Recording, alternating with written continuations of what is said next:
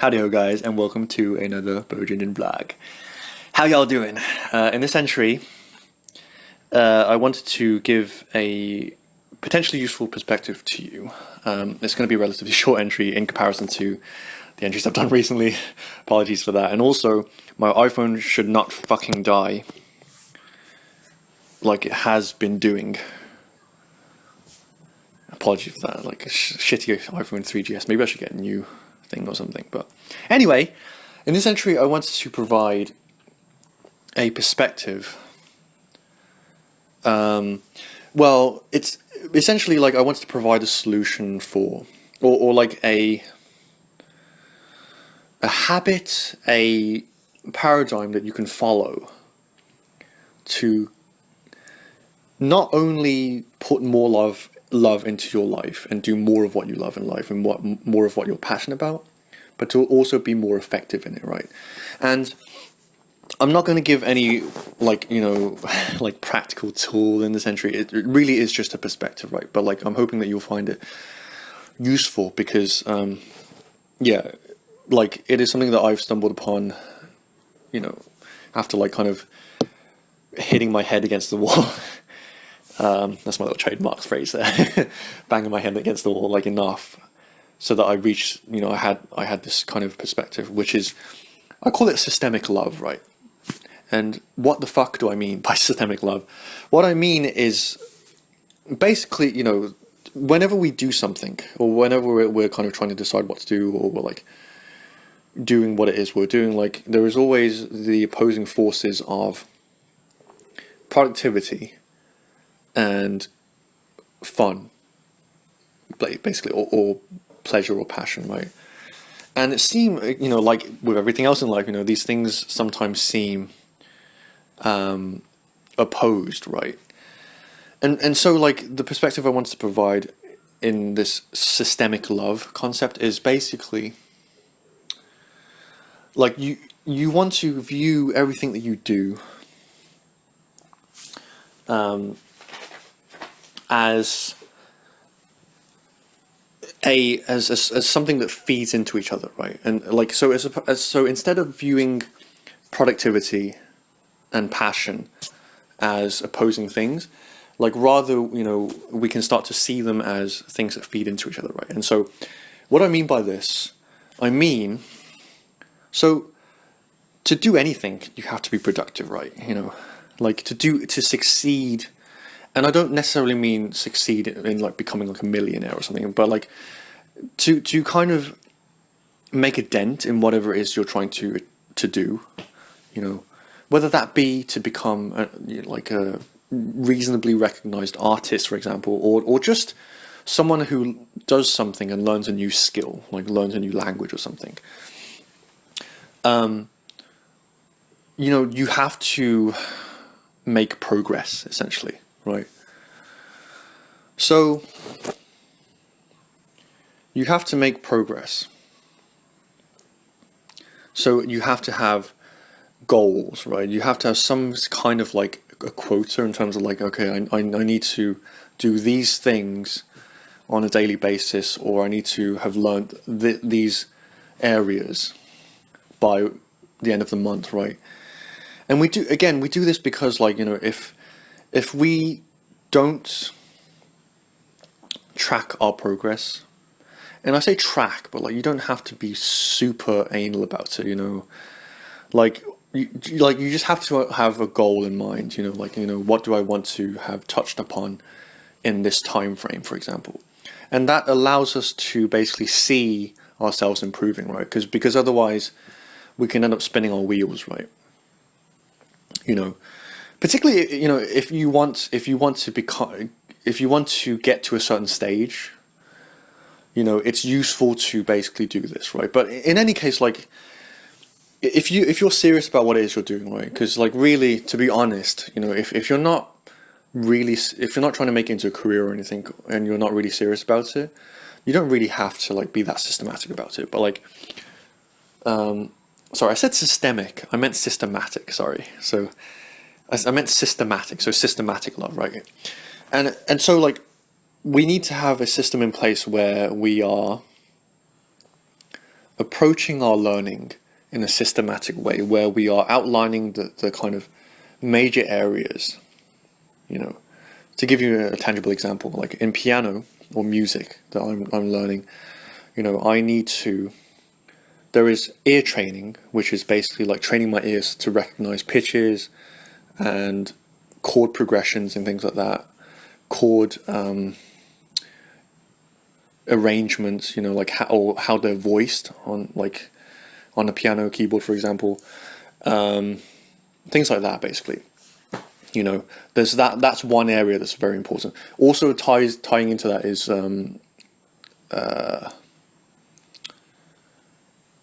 listening to new music, basically, getting new ideas from like different genres and things like that. So there's ear training, but then there's also technical training, which is like scales and arpeggios, like major, minor, augmented, diminished arpeggios. Then you have there are like exercises, like for example Hanon exercises, which is basically like exercises that are similar to scales, but like they just practice different like elements within like a melody, so that like when you actually come to, for example, if you want to be an improviser, which I want to be, and am to an extent, then you need to basically familiarize and work into your muscle memory, like the elements of a melody. So whether it be like a trill, or like a certain kind of like melodic thing, like da da da da da da da da da, that kind of thing. You need to kind of have that in your fingers, like without having to think about it, right? So there's that, and then there is also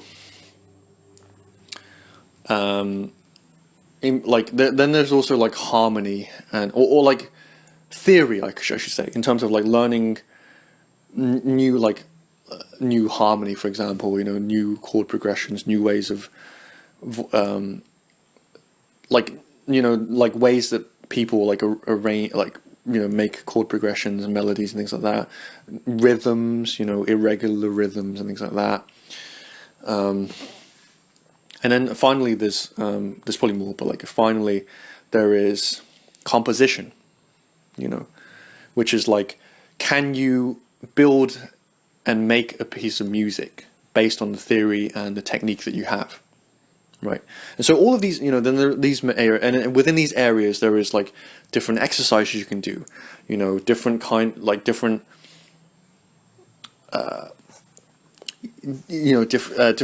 different exercises, and like the how you schedule and record your progress, essentially. And you can outline all of these and like form a very systematic approach to how you practice, right?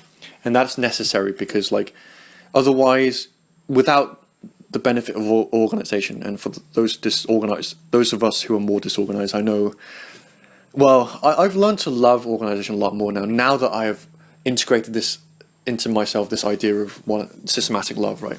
It is understanding how the elements fit into each other, right? And so you have the systematic side, and then you also have the love side, which is understanding that the reason you are working the systematic approach is because it will allow you quicker, most of the time, if not all the time, to express yourself and to feel that feeling of passion more, right? And so, and when we begin and we try to tackle the systematic side, it might be, and this is because of school mostly, because school teaches us to fucking hate learning and work. Biggest failure of school is making us hate to learn and hate to work, right? But when you start off, you might be like, why the fuck am I learning this? This is so boring. This has nothing to do with what I actually want to do. But when you start to tie your systematic practice with okay, I'm learning this melody, for example, and and then I can put it to this chord, and then this might sound like this piece of music that I really like, or it might sound close to this idea I have in my head, and you start to slowly connect those two things. And the more the less kind of like verbose way of saying this is practice because it makes you more practice so that it makes you more able to do what you love, right? And so like never practice essentially anything, and this is going to tie into some the extensions of this, which is going to be the next part. Like never practice anything that like isn't going to allow you to do some like more of what you love. Don't do it. If you want to be like a crazy, again, I'm using my own example. If you want to be like a crazy jazz pianist, and you're learning like some boring like Baroque piece, classical music, and it's boring to tears, you don't have to learn it. Of course, like in my position, like I do want to tackle different things, but like if like a piece is really boring and like I already understand the ideas within that piece, it doesn't help me in terms of theory or composition, like I'm not going to learn it. I'm going to learn something else. I'm going to apply my systematic approach to something else that is more aligned with what I will love, right? So hopefully you can see how like basically it's this kind of like dance between like you learn so that you can express more of what you love, and then like because you are learning in alignment with what you love, like you will feel satisfaction a lot faster because you're not learning something and then at the end of it you discover that like you don't fucking give a shit. Like you play it and oh shit. Well, I guess that was a waste of time. Like you don't have that because like what you want to get, what you love, like your favorite pieces. Like the kind of harmony and genre of music that you love, and so you tackle those, and so when you actually learn something, you're actually holy shit, like I can actually play this now, and so like it's aligned with what you love, right? And so this is probably something that they should teach in school, honestly. Like don't do things just because. Don't do things for the sake of them, of doing them. Sometimes you find yourself doing it, and that's fine also, but like it's just, this is an idea that you can apply to whatever it is that you're trying to accomplish. And that is the understanding that like you have to achieve a balance of systematic learning or practice, being effective and productive in that way, but also moving in the direction directly, of what you love, right? And that is the quickest path to not only mastery, but also passion. So cool. That's the first part of like, I'm going to talk about the other something else in the next part, but like I'm hoping that I touched on, essentially you should be able to get the gist of what I'm saying here. Systematic love, like understand the importance of both enjoying what you're doing and like moving towards the thing that you actually want to move towards, but then also the importance of systematic and effective practice or learning, right? You're learning because you'll be able to feel more love and passion towards your craft or skill, and you're also able to enjoy more of that because you have a systematic plan in place and you're making progress and you're not being frustrated because it's like, I love this thing but now I hate it because because it's fucking frustrating and like I can't learn it properly, right? And slowly, little by little, as you do more and more, like you will learn to enjoy and connect with the process of becoming a master, and also becoming the right kind of master, which is a master that enjoys what he does, and not just a master who like got really high skill level in something but like is bored and uninterested and dispassionate. So cool. I hope that was helpful, and I look forward to the next part, which I'm going to be talking about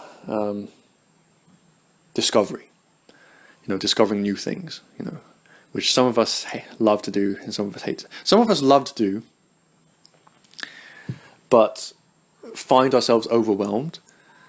And some of us hate to do, and then find ourselves with like diminishing like things to appreciate. So cool. I hope you will look forward to that, and I will catch you guys in the next entry. Peace out, guys. Love you.